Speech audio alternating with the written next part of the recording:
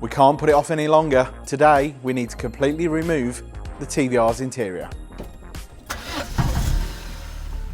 Bit of an exciting day today, Steve. Yeah, something different, Dan. I know it's something that's been quite important to you. Freshen up the interior a bit. Obviously, we've done the dash, but the big one today is the carpet set, which usual TVR form has faded quite badly. Quite involved really on the carpet set. It's a job I quite enjoy doing as well, to be honest. It's something that you do notice a big difference of when you've changed them. First job of the day was to remove the seats.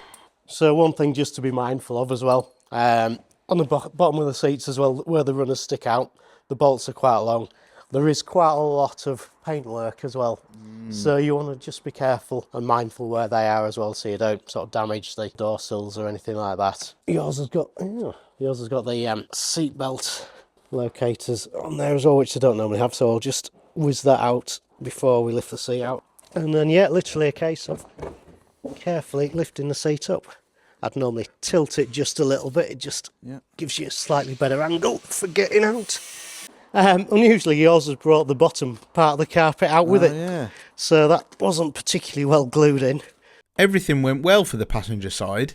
Let's hope the driver's side's the same. We have snapped one off, Dan, but that's not the end of the world. Oh, that's so all right. they're easy enough to swap out just in the runners under there. But Yeah. yeah, no, I think we've done quite well to get 7 of the 8. Next stage then, Dan, is the centre console out. We'll whiz that bit out and whiz the seat belts out as well, because obviously they go through all the carpet. Hopefully they'll come undone as well. They can be problematic for seizing up as well, so fingers crossed. Obviously now the seats are out, you can see quite how much the carpets have faded, you know, Yeah, particularly it's horrific, isn't it? between that. So yeah, it'll definitely make a big difference when it's replaced. We'll whiz out the centre console. Yeah, they come out reasonably straightforward.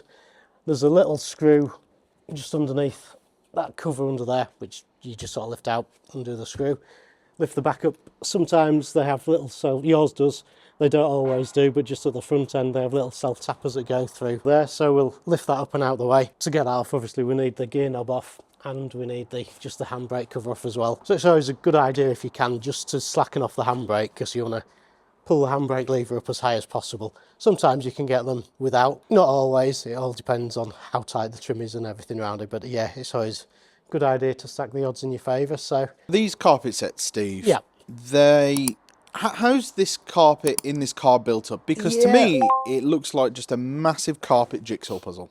well, pretty much sums it up, to be honest. Yeah, there is a lot to do really. So it's one of those jobs, you know, it is quite good fun to do and quite rewarding, but yeah, it is a case of getting it in the right order. There we go. That lifts off there. Yep, plenty of room around there, so we don't need to worry about the handbrake lever. I always thought that was all one piece, the centre console. Yeah, no, it does give that impression, doesn't it? But yeah, no, they're in 2 bits. That's that out of the way as well. So we're here on the table, and I don't know if you can see, on any green bits on this car, you can now see it a bit more clearly. Someone's tried to re-dye it, haven't they? Yeah. I mean, there's a bit of overbrush. Yeah, that's a good way of putting it. It's starting to take shape, Dan, now, isn't it? It's amazing what a difference taking the seats out and the centre console makes. So. Yeah. Well, I was kind of getting a bit excited for what we'd find under the seat, Steve. At At least I'm 20p up. Well, that's it. It all goes to the water. That won't even cover the tea that you made me this morning. Well, no, that is very true. Thankfully, that's not on your invoice, though, Dan. Oh, that's all right then. Yeah. It was then time to remove the roof. These are a little bit awkward, Dan, as I say. But somebody has replaced these. These have got alloy ones in, so hopefully they should be fairly straightforward. Famous last words. Beautiful. Yep, cheers, Daz. Perfect. Yep, so no, they're out now, Dan. So we've just got to take out the 2 bolts where it's hinged, and also we need to disconnect the wire for the interior light, which runs through into the B post. So yeah, again, behind these, Dan, there's quite often a series of spacers. They do vary from car to car with what you've got in there and which order, so it's worth being mindful with that as well. So yeah, just the one on yours. So we'll pop that on that I must side. have had a good day in Blackpool when they That's put this it, one yeah. together. Same again that side by the look of it. No, we've got everything all unbolted down now. So as I say, the only other thing we need to take off is that wire. Easy way to get into there. Obviously the B post. There's a little bit of Velcro along there. That generally the soft. Oh, that should be into the carpet there. So yeah, you've got your wiring for your well, on later cars, door solenoids for the door release. Obviously yours doesn't have the door release solenoid, but it has the solenoid for the door lock in there. That little connector there, the red one, is for your interior lights. So they're all cable tied up. We'll just get some side cuts, cut those out. Looks like somebody's modified something in there. Interesting. So yeah, we're not the first in here. No. That is for sure.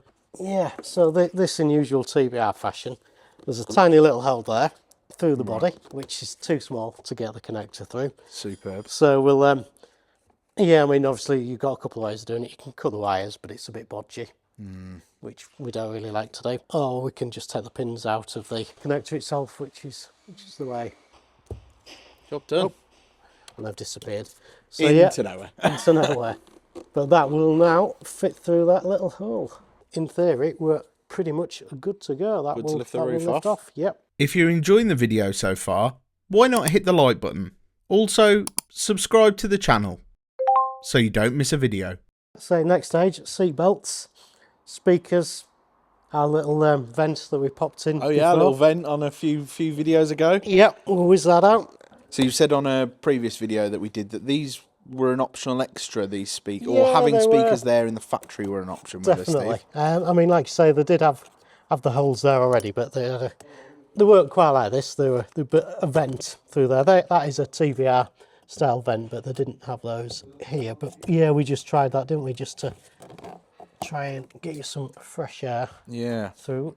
Which was definitely appreciated, not being poisoned while I drive. That does help, doesn't it? Next stage then, Dan, we'll get the seat belts out the way. Yeah, and again, you know, just be wary of where the spaces go as well, because they are different quite often from car to car, so always worth keeping an eye out for those. Yeah, these do have a habit of seizing into the chassis as well. Right, that's not so bad. Panic over. Seat belts removed and no bolts snapped into the chassis. So I suppose we've got everything off now, Dan. Seat belts are out, roof's off, centre console out, seats out. Now the fun bit starts. And about time too. Let's get rid of this disgusting 30-year-old carpet. Yeah, something that you do see sometimes when you're taking the carpet off. Like I mentioned before, of getting everything in the right order. So I sort of pulled the pile through the backing. yeah. So there's some of the pile left glued to the car. At this stage, it's not an issue, but obviously if you're putting a new carpet in and you get it in the wrong way around and end up pulling it off, you're left with a big gap in your carpet, which you don't want. No. So again, when I take the carpets off, with not doing them every day, I always just lay them on top of each other, just in the way that they come out. It just helps me remember when we're reassembling. Yeah, I mean, once we've got everything out done, I'm going to get just a blade and get rid of these little bits as well, because obviously that'll affect how the carpet sits as well when we reassemble it. So we want it to sit nice and flat. Pretty much the last bit on this side, and then yeah, just the inner bits. We'll get the battery fully out, Dan, as well. Quite handy that yours isn't fastened down. We can remove that fairly Yeah, we easily. need to get that done. For the first time on the channel, it's time for the workshop hero Henry to make an appearance. Oh, another 20p, Dan. 21p there. Result. That's 40p off the bill. I know.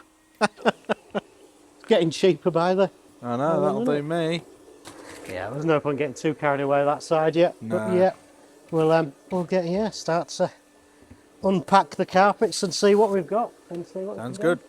A big shout out to all the team over at Coverdale.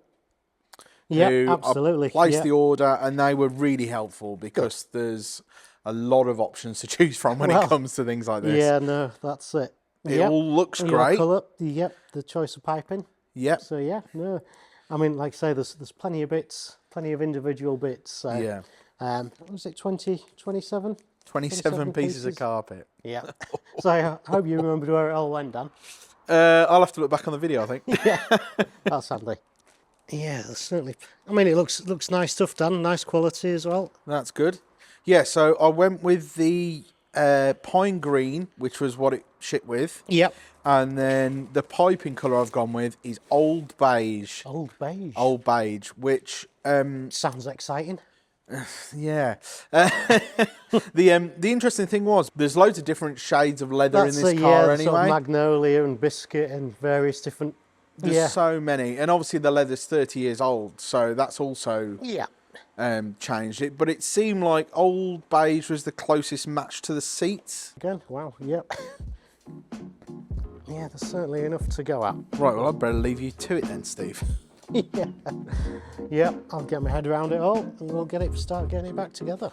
Again, a big thank you to Coverdale for making sure that the TVR looks great once again. If you need carpets for your classic car, make sure to head over to carcarpets.co.uk.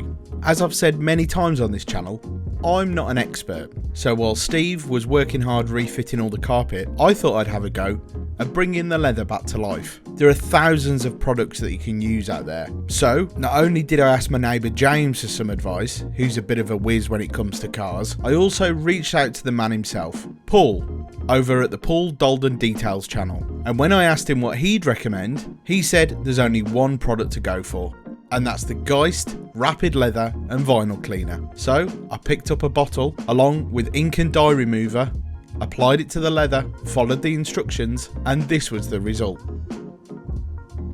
I'm sure you'll agree, it's definitely an improvement. Make sure to check out Paul's channel, and who knows, he might even appear on the channel at some point in the future. I knew this was a big job, Steve, but I didn't realise it was this big. There's still a bit to go yet, but it's yeah, you get the feel for it, don't you? And it looks just freshens it up, doesn't it? And it'll smell new as well. Which definitely. It's got that new car smell. We were just debating, weren't we? Oh, do I let Steve carry on doing this off camera? It could, but I think we leave it as far as we've got so far, and then the next video we'll get it finished, get it all buttoned up, get it all back together. Yeah, and sounds like a plan. And then we've got to get the gearbox in. Yeah, it should look nice and pretty again, shouldn't it? If you've enjoyed today's video, why not give this one a try? Thanks so much for watching, and I'll see you next time.